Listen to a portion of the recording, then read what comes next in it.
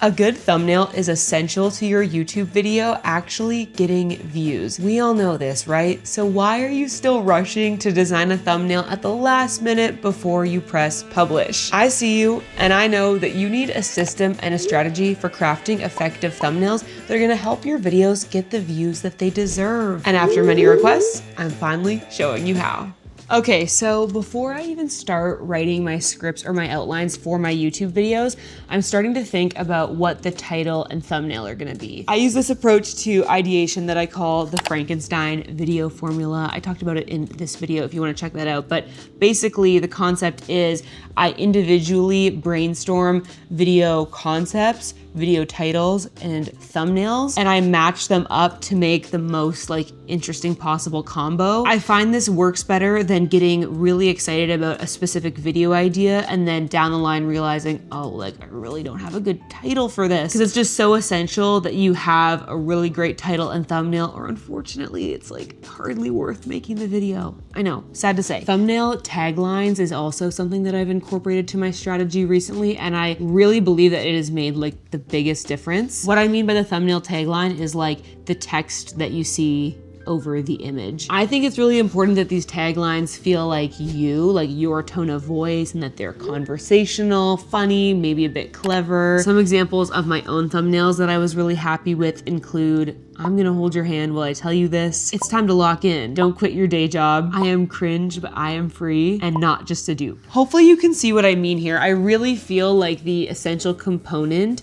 is that it's really short, but it packs a lot of meaning into that short phrase. So I'm always gonna be trying to come up with 3 completely individual and unique thumbnail variations because YouTube allows you to test up to 3 options. Sometimes I'll sketch out what I have in mind. Other times I'll gather inspo by searching the topic that I'm thinking the video is going to be on in YouTube search, seeing what thumbnails have performed well for other people in that search. But more often than that, what I'll do is actually get thumbnail inspiration from completely unrelated videos. I'll go to channels that I watch that are not within my niche whatsoever, but that I know do a good job of grabbing my attention. And I'll see if there's any way that I can kind of take inspiration from their thumbnails, but make it work for my subject matter. But there's actually a really important method to gathering inspiration for your thumbnails that I feel like I don't hear enough creators talking about when they talk about thumbnail strategy, and that's that different niches have different thumbnail styles. So depending on the type of video that you make, you're gonna make different strategic decisions here. There is not one thumbnail method that works for all creators, so I would be really hesitant about following advice of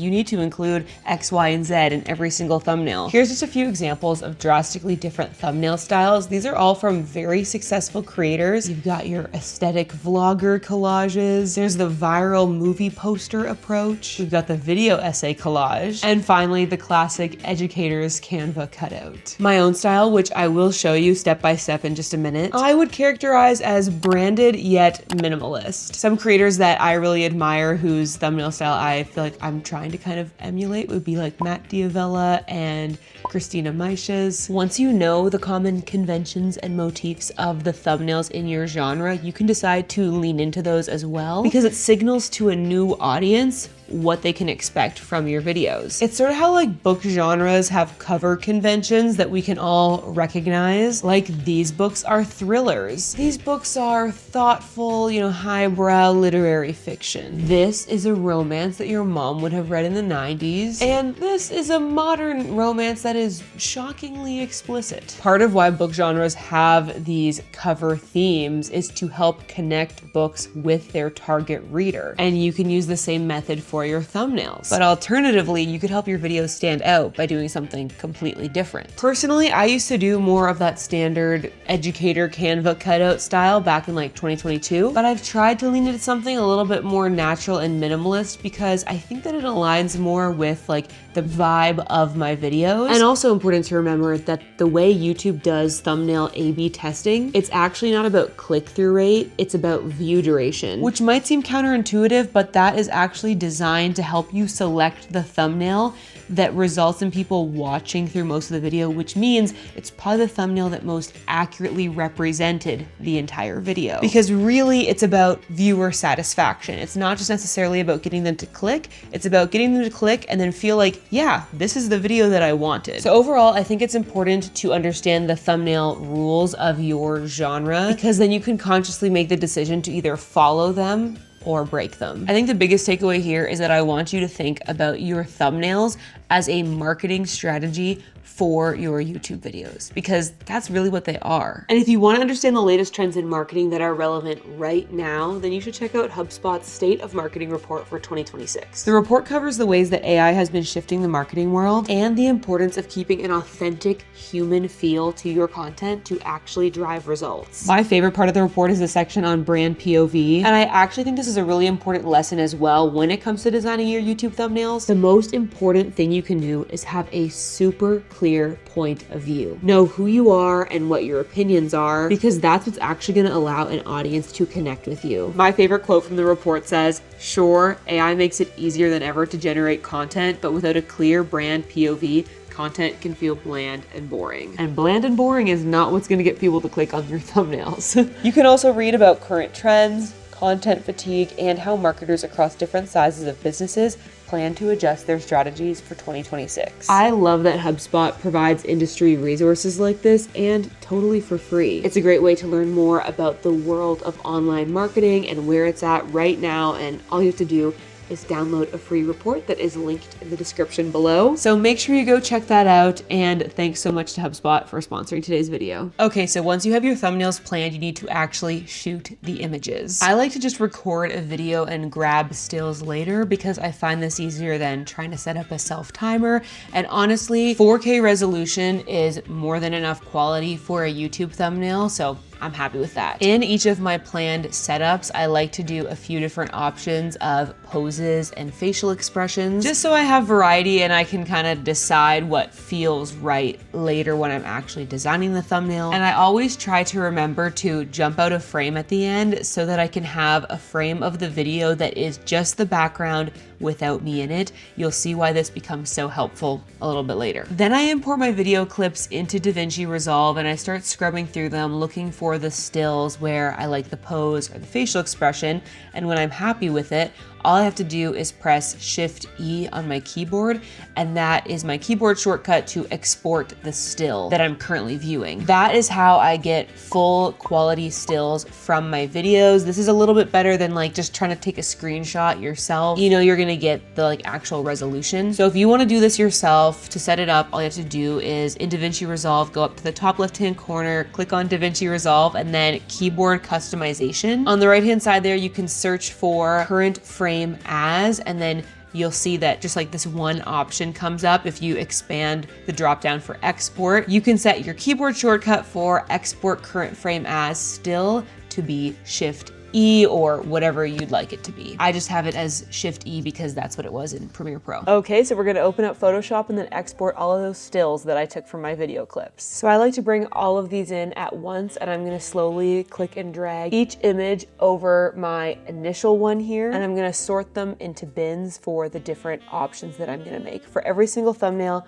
I always make at least 3 variations, and I just store them in bins within the same Photoshop project called option 1, 2, and 3. That way I can really easily toggle between them, and I have them all stored just in one Photoshop file. And now it's time to start properly designing. I'm excited. This is always the fun part. Okay, first we need to decide which of these options we like the best. I think I like this one. Sometimes I think too extreme of a facial expression is actually like a little bit corny, or I don't know, doesn't seem to connect as well. I think I like this the best. Even though we do have some pretty good depth of field in this image, what I usually like to do is select myself and separate me from the background. This also means that we can put text between me and the background later if we want. I just right click and then do layer via copy. And now we have these components separate. Something that I often do on the layer that's just me is I'll go up to image adjustments and then shadows and highlights. And I just like bring up the shadows a little bit, like not too much, but I find that just helps me pop out a little bit more from the background. Another thing I'll often do is select that background layer and again, go to image adjustments, brightness, contrast, and just bring down the brightness just a touch, nothing too extreme. So it's subtle, but here's the difference between before and after.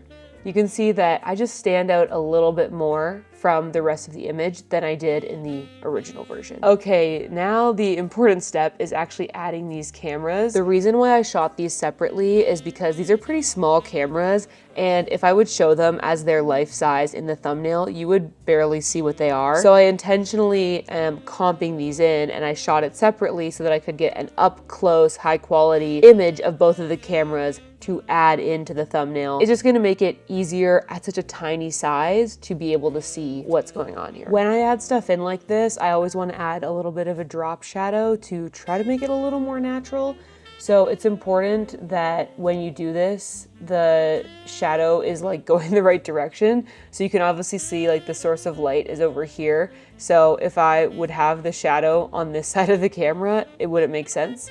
So I just need to adjust that angle. The nice thing about Photoshop is once you set the drop shadow settings, it's like universal for the whole document. So I can just add that again over here. Okay, now it's time to add some text. I really like the look of putting it like behind me, but sometimes depending on the word, like it doesn't quite work because you still want to make sure that people can read it. Oftentimes for each design, I will end up having several iterations of text that I want to use with it. So I make that in like subfolders as well. Even though you go into designing your thumbnails with sketches and plans of how you want everything to look, I really think once you're moving things around, it's just a matter of experimentation. Once you actually have your composition, you might end up realizing that the text you wanted to use doesn't quite fit right. Or maybe you need to make some additional modifications to really like how it looks. And I just try to be open to that and just like see how it's coming together in real life, because the plan's not always a representation of what's actually possible. So you just got to be flexible with it and keep experimenting, keep moving things around and